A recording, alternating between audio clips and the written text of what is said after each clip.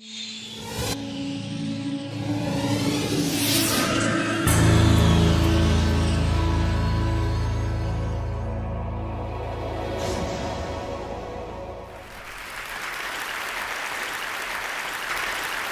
me begin with 4 words that will provide the context for this week. 4 words that will come to define this century. Here they are. The earth is full. It's full of us, full of our stuff, full of our waste, full of our demands. Yes, we are a brilliant and creative species, but we've created a little too much stuff. So much that our economy is now bigger than its host, our planet. This is not a philosophical statement, this is just science, based in physics, chemistry, and biology. There are many science-based analyses of this, but they all draw the same conclusion, that we're living beyond our means. The eminent scientists of the Global Footprint Network, for example, calculate that we need about 1.5 Earths to sustain this economy. In other words, to keep operating at our current level, we need 50% more Earth than we've got. In financial terms, this would be like always spending 50% more than you earn, going further into debt every year. But of course, you can't borrow natural resources, so we're burning through our capital or stealing from the future. So when I say full, I mean really full. Well past any margin for error, well past any dispute about methodology. What this means is our economy is unsustainable. I'm not saying it's not nice or pleasant, or that it's bad for polar bears or forests, though it certainly is. What I'm saying is our approach is simply unsustainable. In other words, thanks to those pesky laws of physics, when things aren't sustainable, they stop. But that's not possible, you might think. We can't stop economic growth because that's what will stop economic growth. It will stop because of the end of cheap resources. It will stop because of the growing demand of us on all the resources, all the capacity, all the systems of the earth, which is now having economic damage. When we think about economic growth stopping, we go, that's not possible because economic growth is so central to our society that it is rarely questioned. Although growth has certainly delivered many benefits, it is an idea so central that we tend not to understand the possibility of it not being around. Even though it has delivered many benefits, it is based on a crazy idea. The crazy idea being that we can have infinite growth on a finite planet. And I'm here to tell you, the emperor has no clothes, that the crazy idea is just that, it is crazy. And with the earth full, it's game over. Come on, you're thinking, that's not possible.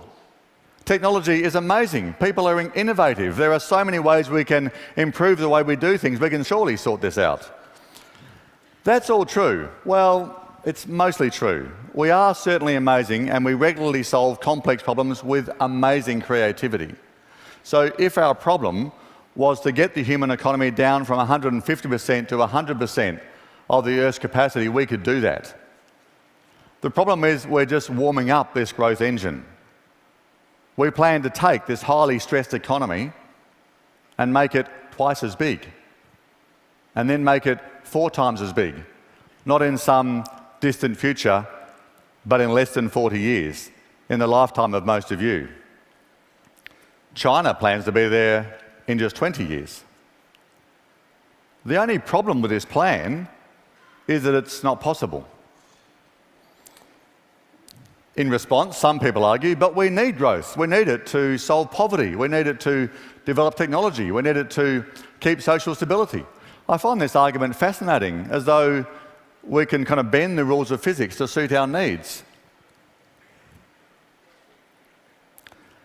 It's like the Earth doesn't care what we need. Mother Nature doesn't negotiate. She just sets rules and describes consequences. And these are not esoteric limits. This is about food and water, soil and climate, the basic, practical and economic foundations of our lives. So the idea that we can smoothly transition to a highly efficient, solar-powered, knowledge-based economy transformed by science and technology so that 9 billion people can live in 2050, a life of abundance and digital downloads, is a delusion. It's not that it's not possible to feed, clothe and house us all and have us live decent lives. It certainly is. But the idea that we can gently grow there with a few minor hiccups is just wrong. And it's dangerously wrong because it means we're not getting ready for what's really going to happen. See, what happens when you operate a system past its limits and then keep on going at an ever-accelerating rate is that the system stops working and breaks down. And that's what will happen to us.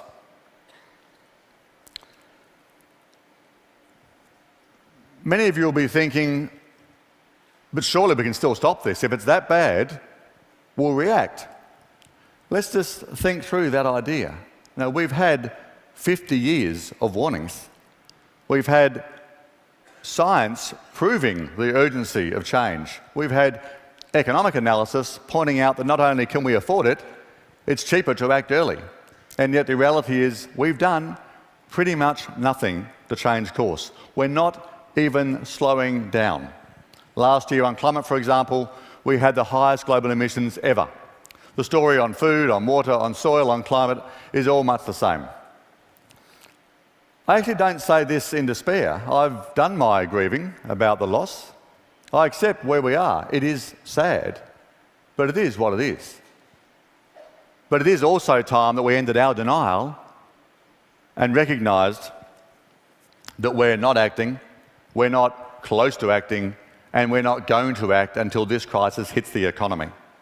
And that's why the end of growth is the central issue and the event that we need to get ready for. So, when does this transition begin? When does this breakdown begin? In my view, it is well underway. I know most people don't see it that way. We tend to look at the world not as the integrated system that it is, but as a series of individual issues. We see the Occupy protests, we see spiralling debt crises, we see growing inequality, we see money's influence on politics, we see resource constraint, food and oil prices, but we see mistakenly each of these issues as individual problems to be solved.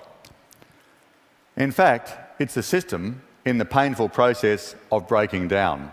Our system of debt-fueled economic growth, of ineffective democracy, of overloading planet Earth is eating itself alive. I could give you countless studies and evidence to prove this, but I won't, because if you want to see it, that evidence is all around you.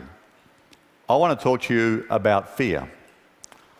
I want to do so because, in my view, the most important issue we face, right, is how we respond to this question.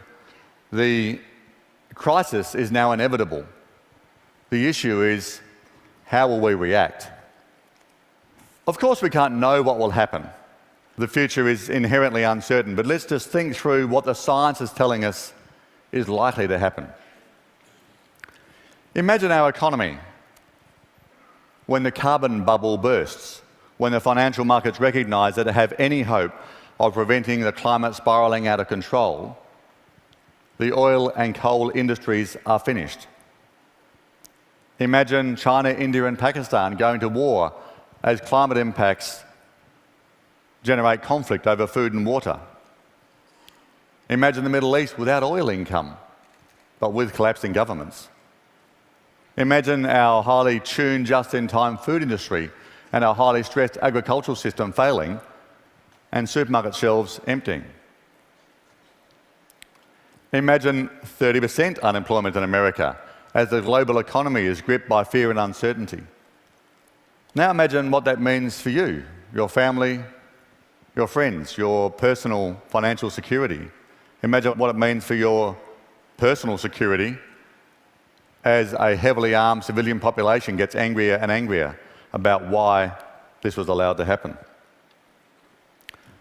Imagine what you will tell your children when they ask you, so in 2012, Mum and Dad, what was it like?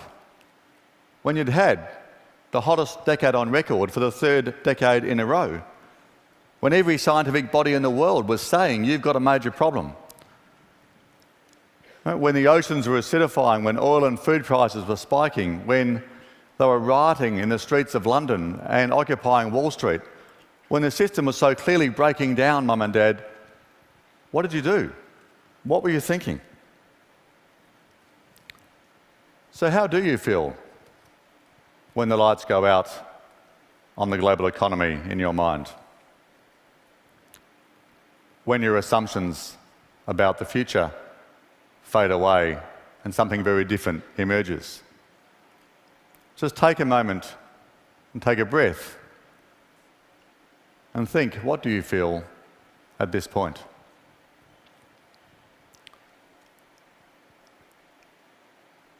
Perhaps denial, perhaps anger, maybe fear.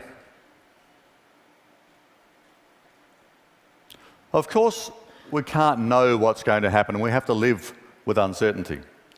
Well, when we think about the kind of possibilities I paint, we should feel a bit of fear. We are in danger, all of us, and we've evolved to respond to danger with fear, to motivate a powerful response, to help us bravely face a threat. But this time is not a tiger at the cave mouth.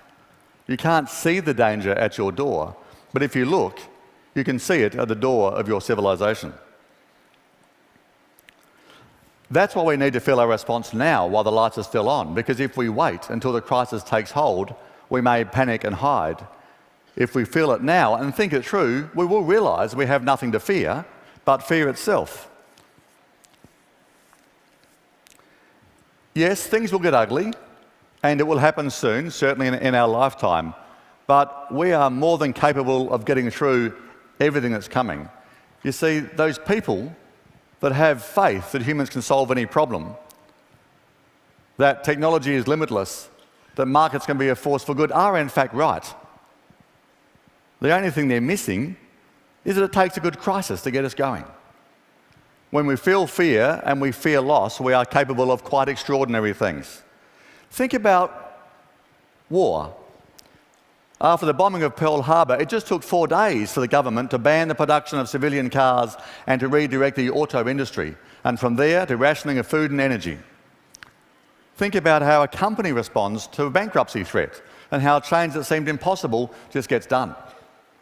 Think about how an individual responds to a diagnosis of a life-threatening illness and how lifestyle changes that previously were just too difficult suddenly become relatively easy. We are smart. In fact, we really are quite amazing, but we do love a good crisis. And the good news, this one's a monster. Sure, if we get it wrong, we could face the end of this civilization. But if we get it right, it could be the beginning of civilization instead. And how cool would it be to tell your grandchildren that you were part of that? There's certainly no technical or economic barrier in the way. Scientists like James Hansen tell us we may need to eliminate net CO2 emissions from the economy in just a few decades. I wanted to know what that would take, so I worked with Professor Jørgen Randers from Norway to find the answer. We developed a plan called the 1 degree war plan, so named because of the level of mobilisation and focus required. To my surprise, eliminating net CO2 emissions from the economy in just 20 years is actually pretty easy and pretty cheap. Not very cheap, but certainly less than the cost of a collapsing civilization. We didn't calculate that precisely, but we understand it's very expensive. You can read the details, but in summary, we can transform our economy. We can do it with proven technology, we can do it at an affordable cost, we can do it with existing political structures. The only thing we need to change is how we think and how we feel. And this is where you come in. When we think about the future I paint, of course we should feel a bit of fear. But fear can be paralysing or motivating. We need to accept the fear and then we need to act. We need to act like the future depends on it. We need to act like we only have one planet. We can do this. I know the free market fundamentalists will tell you that more growth, more stuff, and 9 billion people going shopping is the best we can do.